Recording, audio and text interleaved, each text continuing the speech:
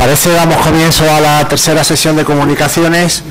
Siempre, como me decía como comentaba el moderador que me precedía, en aras de avanzar en la medida de lo posible el tiempo y disponer pues de minutos finales para la correspondiente cambio de impresiones y debates. Bueno, y lo hacemos en primer lugar con Joaquín Fernández Sales, de la Universidad de Cádiz, que nos va a hablar sobre ciudadanía y gobierno representativo de las provincias en la Constitución de Chile de 1828, un legado de la Constitución de 1812. Tiene la palabra. Bien, muchas gracias, sobre todo a los organizadores, por la oportunidad de presentar aquí esta comunicación. Voy a contribuir a recuperar el tiempo, de manera que en 10 minutos pienso darle el resumen de nuestra aportación, que tendrán luego publicado y ya con más detenimiento ustedes podrán leer. Básicamente mi contribución se basa en una estancia que hicimos el año pasado en la Universidad de Concepción en Chile, motivada por el paralelismo que aparentemente, luego confirmado, tiene la Constitución chilena de 8 de agosto del año 1828 y la Constitución de Cádiz, ya quedan solo 6 días. Parece que fue ayer cuando hace 12 años se hablaba el bicentenario, algo muy lejano, y solo quedan 6 días. Quedan muchas cosas por hacer. Vemos ahí el parador a medio terminar, los andamios en el monumento de las Cortes, bueno, muchas promesas incumplidas, pero la universidad sí ha cumplido sus deberes y las investigaciones pues han sido muy prolíficas, y entre todas las universidades iberoamericanas, muchas de las cuales han celebrado su bicentenario, porque no hay solo un bicentenario, hay muchos. En el caso de la Constitución de Cádiz ha dado lugar a un salto cualitativo en su investigación. Y en resumen voy a dar tres líneas generales de lo que supone la Constitución de Cádiz y su influencia en la Constitución chilena de 8 de agosto de 1828. En primer lugar, por el autor que lo inspiró. Esta Constitución chilena está muy influenciada por quien ha sido considerado su padre, que es José Joaquín de Mora, un gaditano. Tiene en Cádiz, es curioso, una calle muy pequeña, siempre una calle muy abandonada, y ahora, como consecuencia de la remodelación de la ciudad, se ha abierto una avenida que se llama Avenida de la Constitución de 1812, se cae una casa y ha dado lugar a que la calle de José Joaquín de Mora aparezca en primer lugar junto a la avenida. Parece que la arquitectura ha jugado ese homenaje a este autor de la Constitución chilena. José Joaquín de Mora fue autor de esta Constitución, creó y fundó el diario El Mercurio de Chile, que es una referencia al periodismo, y luego en Bolivia, en Argentina, en muchos países fundó universidades, seminarios. Es una persona pues, que sin duda es objeto y debe ser objeto de mayor estudio en nuestra universidad. En segundo lugar, la Constitución chilena pues ofrece esa mezcla de inspiraciones que tiene la Constitución gaditana. Tiene algo de francesa, tiene algo de inglesa, tiene influencia norteamericana, pero sobre todo bebe de las leyes tradicionales españolas. Y esa combinación, quizá un poco más influida por el federalismo norteamericano en el caso de la chilena, pues está presente en las dos y se reconoce en cada capítulo, en cada artículo. Y en tercer lugar, y claro, con carácter mucho más importante, nos tenemos que referir a lo que son los contenidos paralelos. Hay preceptos que son idénticos, que son copias. Si nosotros nos referimos al artículo 1 y el artículo 2 de la Constitución gaditana, pues es el artículo 1 de la chilena. Si hablamos del artículo 2 de la 3 de la chilena, es el 12 de la española. Y el artículo 2 también de la chilena está presente en el artículo 10 de la española. Son artículos paralelos, copiados. Pero entre ellos nosotros tenemos que destacar tres conceptos básicos. En primer lugar, el de forma de gobierno y forma de representación, porque la Constitución chilena nos dice, como la de Cádiz, que el sistema representativo es la base de nuestra organización social y es la combinación más prudente que los hombres han imaginado para mantener el orden social. En esto se trata de dar una solución idéntica al problema del cambio de la titularidad de la soberanía, pasar de la soberanía real, en los dos casos, a una soberanía nacional. La burguesía está detrás de las dos constituciones. Y sobre todo está detrás lo que es el concepto de gobierno. Ese concepto que en Cádiz es una monarquía, pero que en la chilena es lo que se llama una república representativa popular. En principio parece distinto, pero no lo es. Si comprobamos el título 6 de nuestra Constitución gaditana y el capítulo 10 de lo que es la Constitución chilena, vemos cómo se distingue perfectamente lo que es los principios legitimadores y los principios organizativos.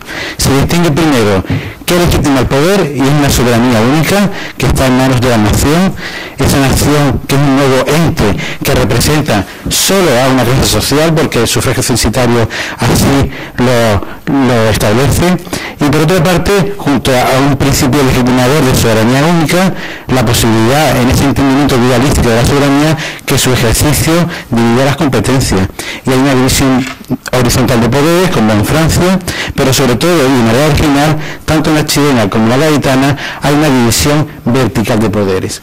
Y se habla igual del gobierno interior de las provincias y de los pueblos, del gobierno de la administración, y hay artículos que son copiados, el artículo 109 de la chilena, el artículo 324 de la gaditana.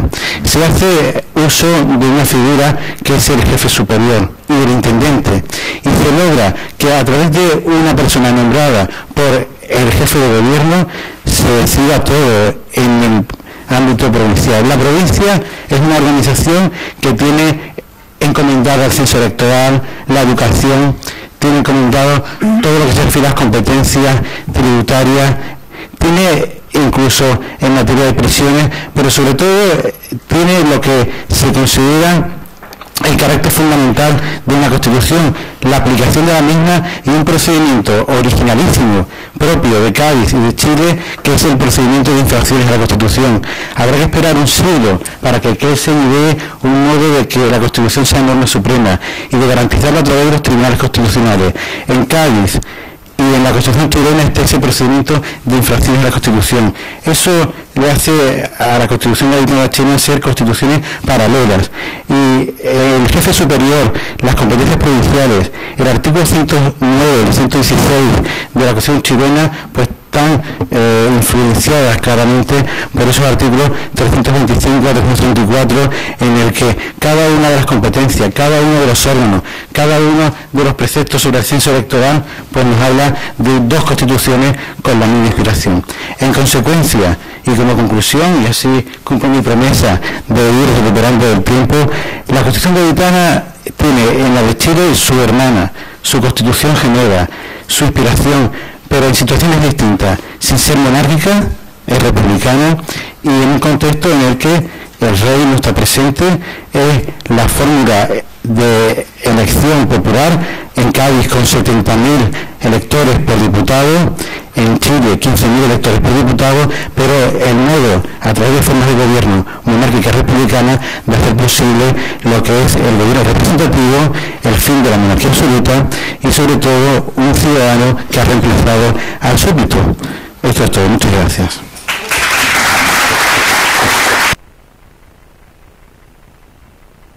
Bien, muchas gracias a Joaquín Fernández Hales por haber cumplido su promesa de rapidez, pero también a su vez de síntesis y, bueno, y de intensidad comparativa de los dos textos constitucionales. Bueno, damos paso al siguiente comunicante, que es Javier Iglesias Berzosa, de la Universidad de Burgos, que nos va a hablar de las juntas provinciales a las diputaciones provinciales. En el caso de Burgos, abril de 1812, septiembre de 1813.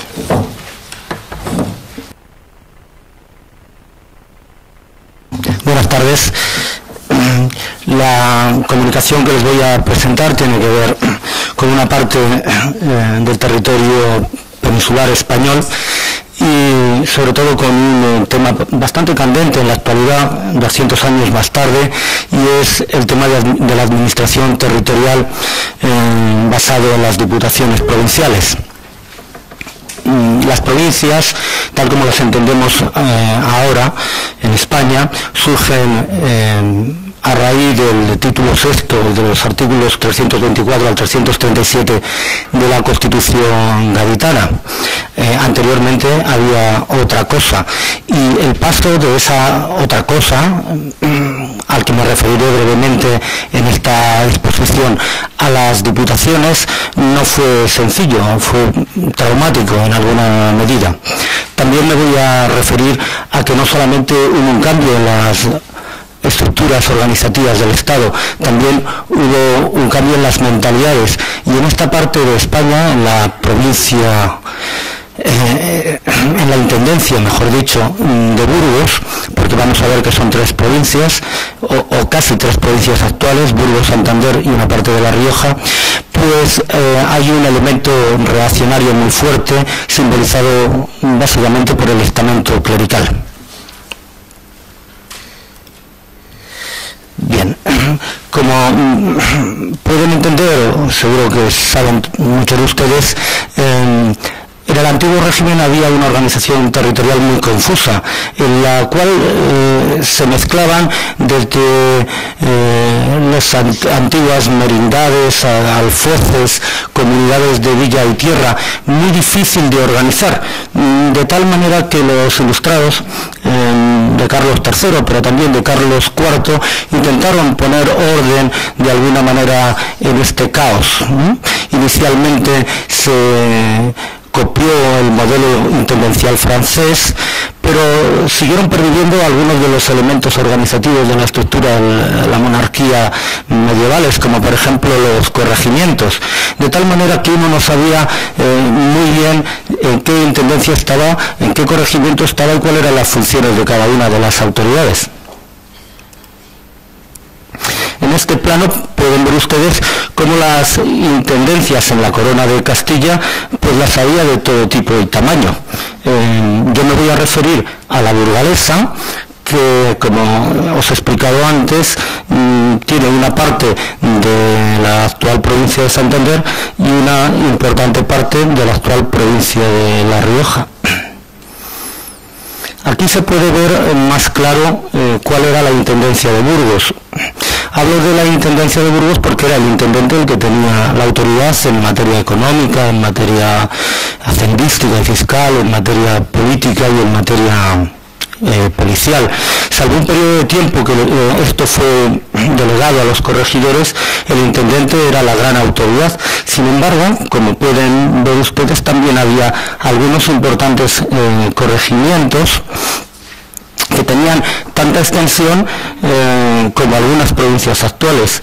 De hecho, por ejemplo, el corregidor de Aranda, en el sur de la provincia de Burgos, también era corregidor del norte de Segovia. Sin embargo, el norte de Segovia no pertenecía al intendente que estaba en la capital burgalesa. Esto es decir, que a veces no tengamos la idea actual de que las provincias acogían corregimientos que justamente se ceñían a sus límites provinciales, sino todo lo contrario. Este sería un mapa de España, de la península y de las islas, de los corregidores, de los corregimientos, y si os fijáis, no coincide exactamente con las intendencias. ¿Por qué Burgos? Bueno, no lo he puesto aquí, porque Burgos, en principio, porque yo vivo y trabajo allí. Pero bueno, lo he puesto de una manera más políticamente correcta. Era una extensión enorme, 21.000 kilómetros cuadrados, estuvo permanentemente ocupado, por lo menos hasta 1812. Se creó un elemento revolucionario que ha sido objeto de estudio por el profesor Molinar, por ejemplo, pero por algunos otros profesores, y que yo creo que todavía daría mucho más de sí, que son las juntas insurreccionales durante la Guerra de la Independencia. También porque, veo que voy a tener que acelerar, también por un motivo que yo creo que es fundamental en este caso.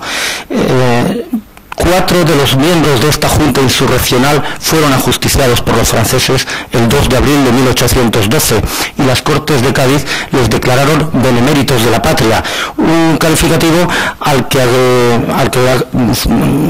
del que gozaron muy pocos de los líderes militares o guerrilleros o políticos de este periodo. Es decir, que la Junta Superior de Burgos fue una junta muy activa y que tuvo sus clérigos mártires, porque como vamos a ver, la mayor parte de ellos eran clérigos. Esto significa que en un mapa anterior en el que vemos que las intendencias eran un sistema de organización territorial, van a surgir espontáneamente unos elementos que van a ser novedosos, que van a ser las juntas provinciales. La Junta de Burgos es una de ellas, pero va a haber otras, por ejemplo, la Junta de Santander. o por ejemplo una junta más local que se llamaba la Junta de Moneo o de Iberia, que era una junta en torno a una comarca que se llama Merindades de Castilla la Vieja. Estas serían las prefecturas napoleónicas de 1810.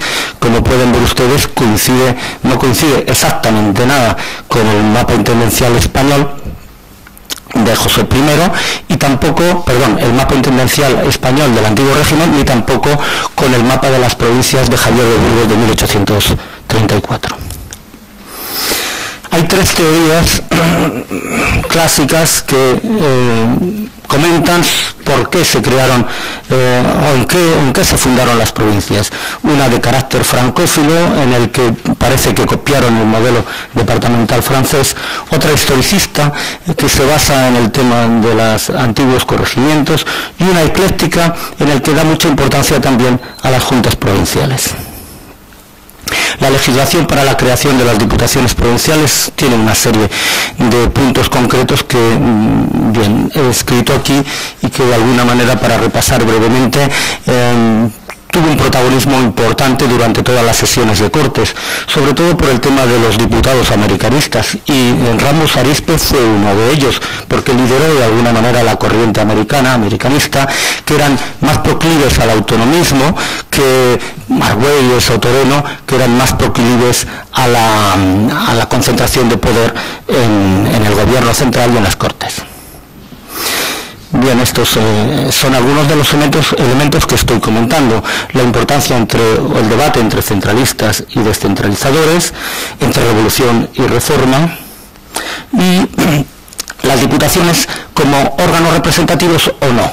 Como vamos a ver, las diputaciones fueron a medio camino órganos representativos, porque, como hemos comentado anteriormente, se incluye en ellos dos personajes que van a ser fundamentales en este germen de las diputaciones, que son el jefe político, un delegado del gobierno, y el intendente, un delegado del gobierno para la Hacienda. La Junta Superior de Castilla la Vieja, en Burgos, en la provincia de Burgos, esta mañana hablábamos de la importancia que tuvo o no la guerra civil. Bien, pues tuvo tres fases que cito ahí. Una, el inicio del 17 de julio de 1809 a diciembre de 1809, la segunda, la refundación, que acaba con el ajusticiamiento de estos cuatro vocales, y la última. Esta Junta de Armamento y Defensa de Burgos estuvo mayoritariamente compuesta por clérigos, tanto en su primera fase, de los 6, 4 eran clérigos, los otros 2 uno era militar y el otro era un pequeño hidalgo. En su segunda etapa, de los 7, 5 eran clérigos. Y en la parte final de la Junta, cuando justician a estos vocales de la Junta, pues tienen que intentar de nuevo conseguir nuevos vocales, y realizan una serie de elecciones, la Junta Provincial, aprovechando ya un reglamento de provincias del 18 de marzo de 1811. Esa casita es donde se eligió al vocal de la Junta de Aranda de Duero, que es en un pueblo de la provincia del norte de Segovia, cuando todavía la zona estaba ocupada, se llama Esteban Vela. De tal manera que se crea una junta a mediados de 1812, cuando ya se habían decretado las provincias, una junta a la que ya nadie quiere asistir, y en la que quedan solamente los vocales clérigos, que van a ser los vocales más reaccionarios. Esta es la composición de esta parte final de la Junta. Muchos son contrarreformistas, antiliberales y partidarios de las corrientes de algunos escritores filósofos rancios, ¿no?, como anti-inquisitoriales, en fin, Alvarado, por ejemplo, y otros que empiezan a ser contestatarios a la corriente constitucional. Otra parte importante que voy a pasar muy rápidamente son los conflictos territoriales. Uno de los conflictos más fuertes fue con Santander, que había creado su propia junta, que pretendió también traer sus propios diputados aquí a Cádiz, vamos, los trajo, pero las Cortes de Cádiz no validaron sus actas, y que también van a intentar crear su propia Diputación Provincial. Esto fue, por lo tanto, un elemento de crisis y de discordias entre las distintas juntas en un territorio, ya os he dicho, enormemente extenso. Para que vean las circunscripciones a las que me estoy refiriendo, estas son las que estaban influidas por Santander. Santander sería la antigua provincia de las Asturias de Santillán, la zona de las 4 villas, que es la parte del norte más grande, Santander y el Bastón de Laredo. Una zona que es la de la izquierda de abajo, la zona oriental, suroccidental, que es la comarca de Liébana, que nunca quiso nada con los de Santander, sino con los de Burgos, a pesar de que estaban muy lejos.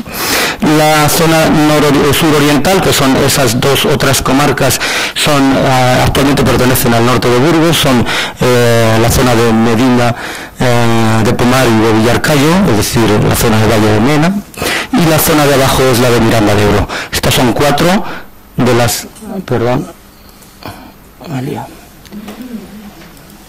Estas son 4 de las circunscripciones, aquí hay otras, Castrojerí, Belorado, en fin. Todas las circunscripciones eran partidos comarcales, eran comarcas que ahora han ido desapareciendo, porque estos territorios que geográficamente estaban muy articulados han perdido este tipo de articulación. En concreto, Castrojerí, Villadiego, Candemuño, que es la zona de Lerma, Aranda, Burgos, Juarros y Bureba.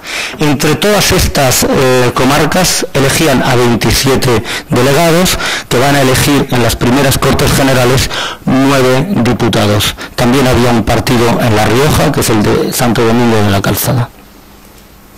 En concreto van a elegir a estos 9 diputados, la mayor parte burgaleses, porque los de Santander decidieron no participar.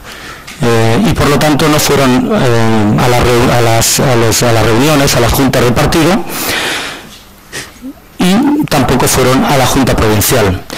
Lo que sí que hicieron fue denunciarlo en las Cortes, y por algunos motivos de instrucción, de procedimiento, consiguieron anular las actas, y ninguno de estos diputados, de estos 9 diputados por las provincias, es decir, por la provincia, no por otros elementos, ninguno de estos llegó a formar parte de la Diputación, de las Cortes de Cádiz de 1810 a 1812. 15 días más tarde, el jefe político, que por cierto no era ni de Santander ni de Burgos, sino de un pueblecito que ahora es Santander, que se llama Reynosa, que pertenecía entonces a la provincia de Palencia, consiguió organizar llevó a cabo las nuevas Cortes, que fueron las Cortes Ordinarias de 1813 a 1814. De todos estos diputados, que en concreto eran 7, había 2 de La Rioja, 2 de Santander y 3 de Burgos. Estos sí llegaron a tomar sus escaños, pero para que veáis que aunque ninguno formaba parte de la antigua Junta, esta Junta revolucionaria de la Guerra de la Independencia, lo más curioso de todo es que no eran revolucionarios y no eran tampoco liberales, ni siquiera estos. Lo sabemos por un motivo muy fácil: todos los 7 firmaron el Manifiesto de los Persas. Y en fin, acabaría, y lo haré en mi comunicación, con la Diputación Provincial, que aunque tuvo una vigencia muy corta, desde el 25 de septiembre de 1813 al 12 de mayo de 1814, y el protagonismo se lo llevó obviamente el jefe político, Antonio Ramírez de Villegas, que luego fue encarcelado y pasó 4 años en el sexenio absolutista en la cárcel y murió en el destierro en Francia. Representa de alguna manera el primer halo de libertad en la antigua intendencia de Burgos. Muchas gracias.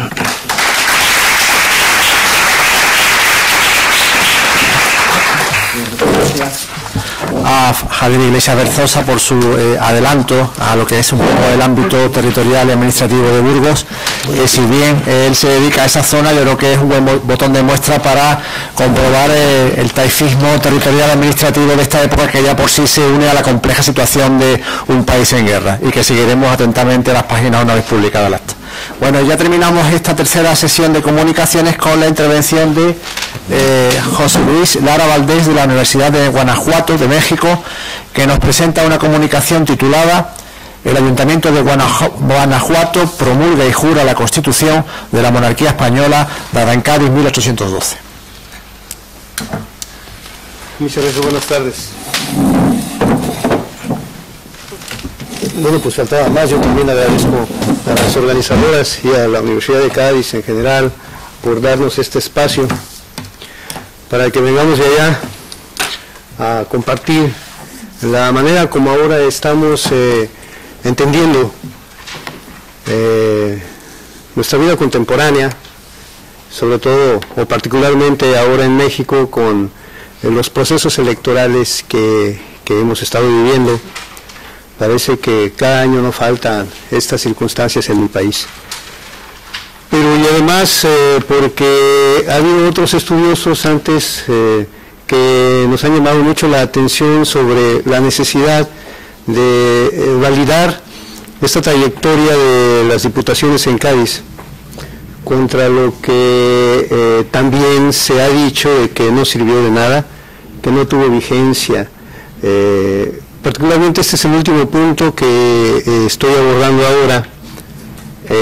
Yo soy cronista de la División de Derecho, Política y Gobierno, soy historiador y tengo un seminario de Historia de Derecho Constitucional en México. Ahí es donde nos hemos puesto a pensar que sí sirvió de mucho, que sí nos ha dado algo que está en construcción y que es la cultura política electoral y también, claro, la importancia que para nuestra región tuvo,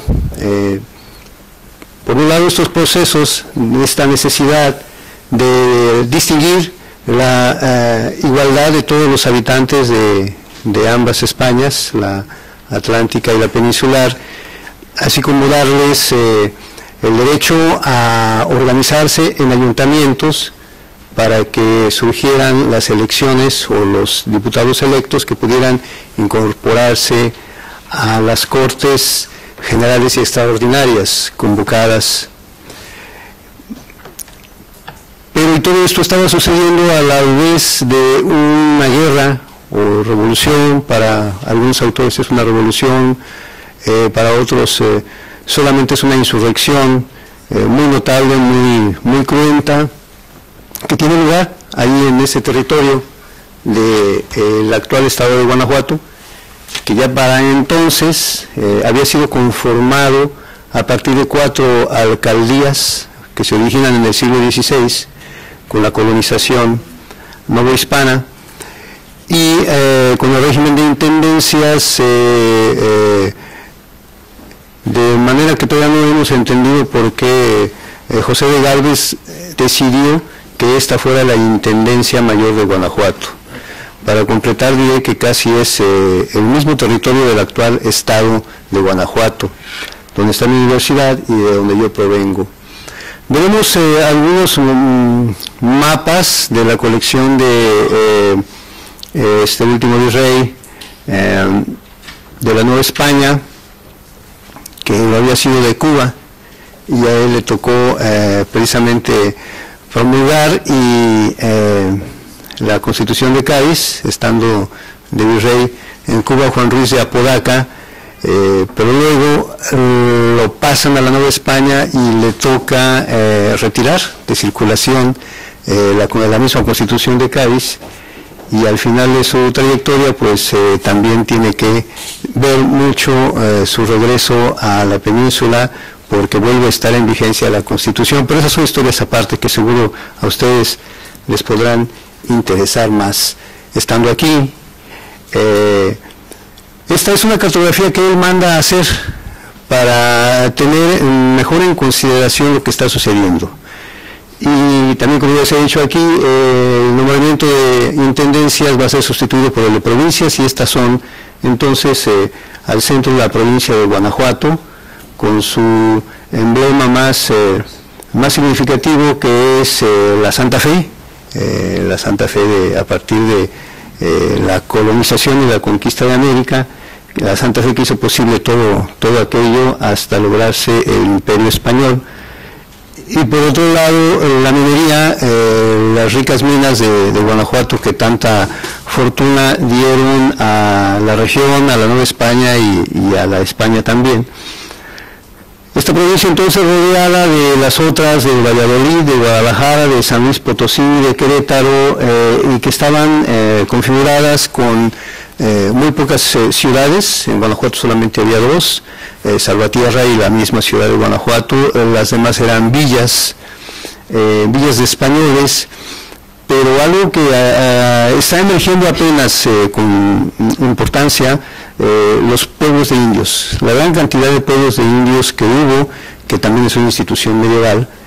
Burgos estaría celebrando 500 años de esta legislación ahora mismo en 2012, donde se van a ratificar estas formas de organización de los sometidos o de los vencidos o de los invadidos, y van a ser las congregaciones.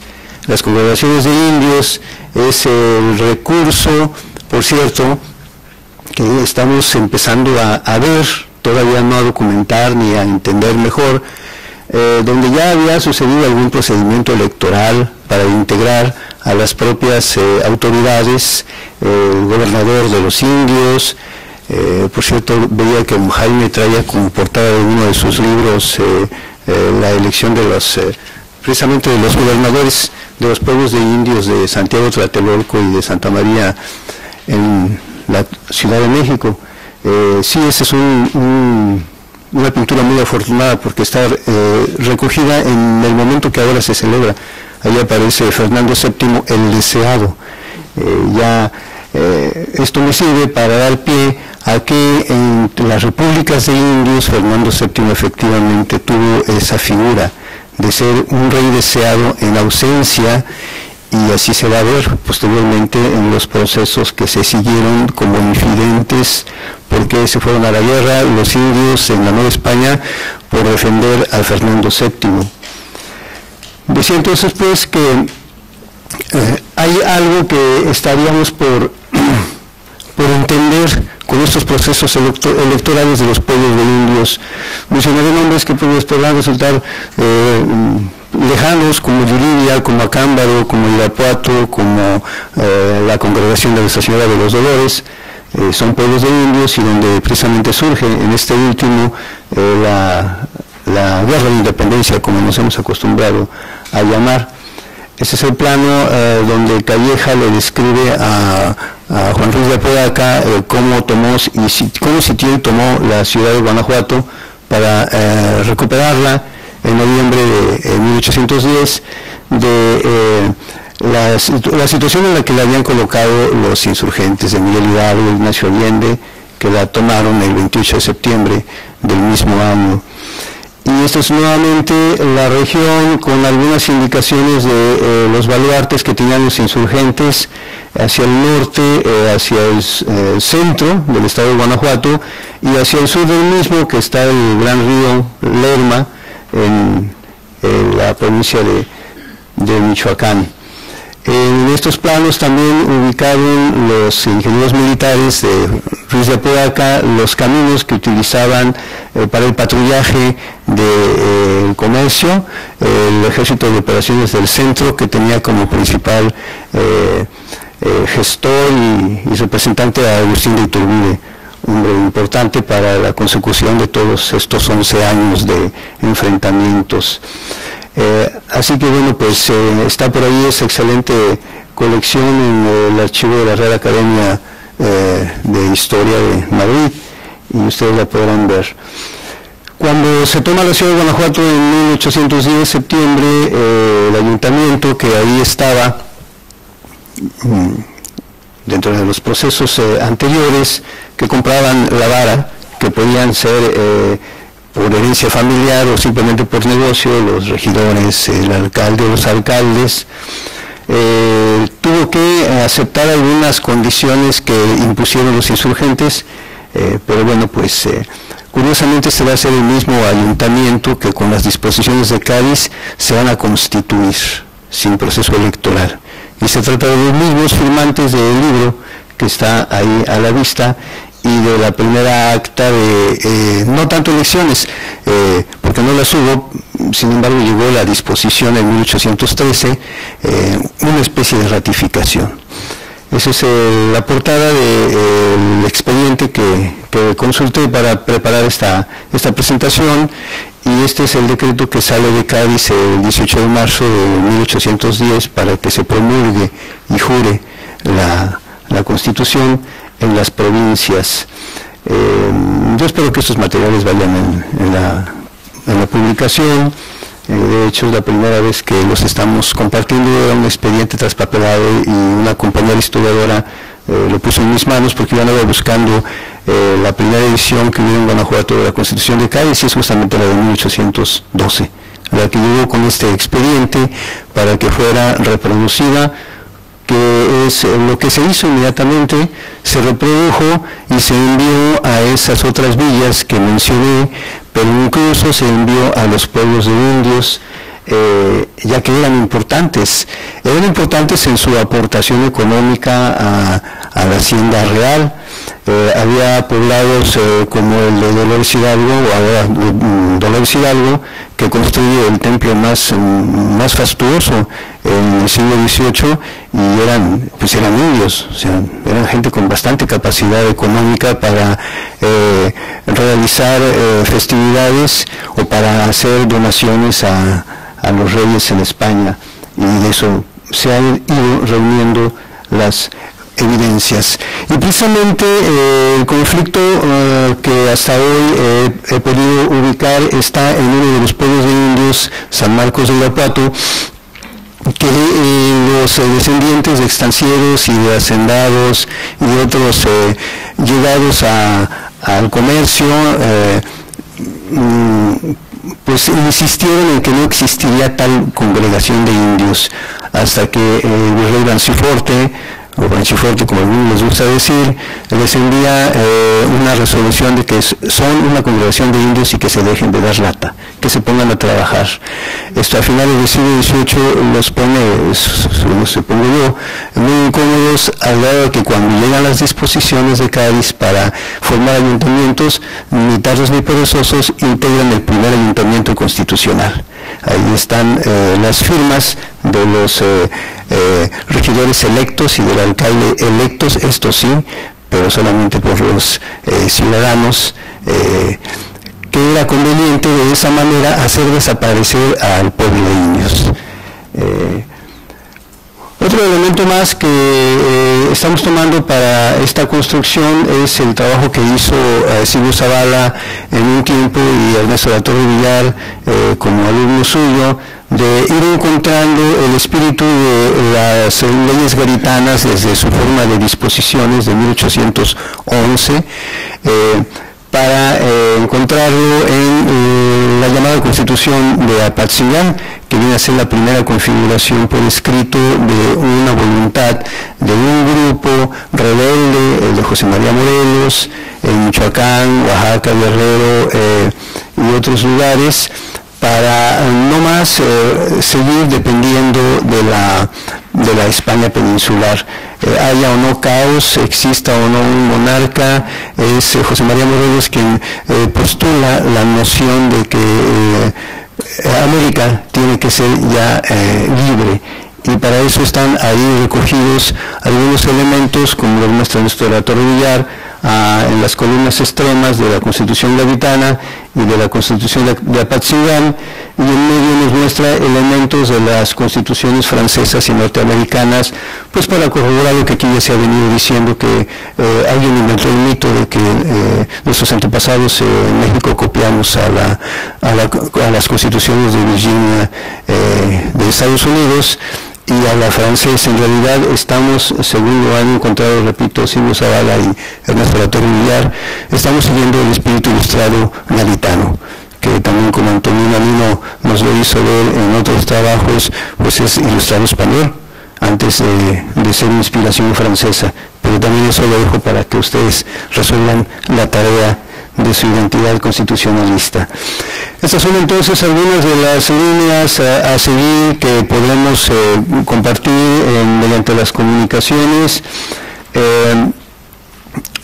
La creación de los ayuntamientos siguió al pie de la letra lo que se dispuso aun cuando se declaró la independencia de la Nueva España.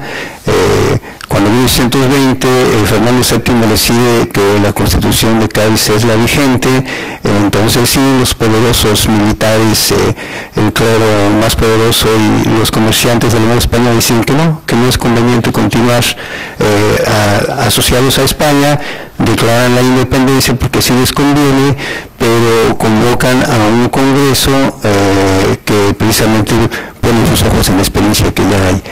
Esto me ha permitido postular una línea diferente a las que he venido manejando en la comunicación y que tiene que ver con el principio doctrinal del derecho. Es muy importante que a partir de ahora consideremos como asamblea que el derecho tiene justamente ese carácter de universalidad que surge en Cádiz, porque igual nos ilumina, usaré la metáfora, igual nos ilumina en América para constituir a nuestros estados independizados ya de España, como nos va a iluminar a ustedes para seguir permaneciendo con esa meta de finalmente llegar a ser lo que los constituyentes de Cádiz en 1811-1812 plantearon. O sea que la Constitución de Cádiz la podemos ver como la primera constitución moderna, pero que tiene vigencia, porque gran parte de los artículos que están declarados, si ustedes los han recogido en esta agenda, en algunos países, ojalá y cada vez menos, siguen siendo una ilusión, una meta a alcanzar. En otros pues ya son un poco más la realidad. Cuando la significación de la República Mexicana sucedió a partir de la independencia, como esta alegoría que está en la Casa de Hidalgo, en Dolores Hidalgo, la América indígena liberada por Hidalgo y por Allende, pues noten ustedes que tiene sobre la cabeza el gorro frigio, que es el mayor símbolo que los mexicanos hemos entendido del liberalismo. Más repito, un liberalismo que cada vez damos con más elementos para distinguirlo. Uno es el francés, pero el nuestro, el de allá, fue el español ilustrado. Y también a la Constitución de 1857, los políticos mexicanos como José María Iglesias, como Benito Juárez, le van a asignar el emblema máximo de la patria, el águila, el gorro frigio, por el liberalismo que se propugnaba como expresión máxima de la nación.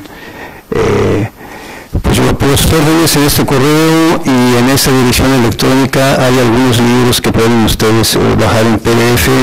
Uno de ellos que mañana voy a traer un CD para dejarlo aquí a la biblioteca de la Universidad de Cádiz, es Nuevas Interpretaciones de la Independencia de México, un trabajo que he coordinado con importantes historiadores de mi país.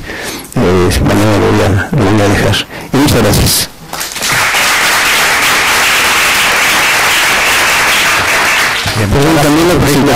También la presentación se queda aquí, supongo que si alguien la desea compartir, adelante. Bueno, lo que decía, muchas gracias a José Luis Lara por su aportación desde la perspectiva de Guanajuato, pero en definitiva con dos ingredientes muy interesantes sobre el proceso de independencia de México, la influencia directa de la Constitución y también esa disposición o también la desconsideración, por decirlo así, de la componente indígena, que sin duda es un elemento muy importante en toda la dinámica independentista latinoamericana. Bueno, pues a continuación hacemos el descanso correspondiente. Yo no sé si la coordinación hasta las 7 os parece bien o...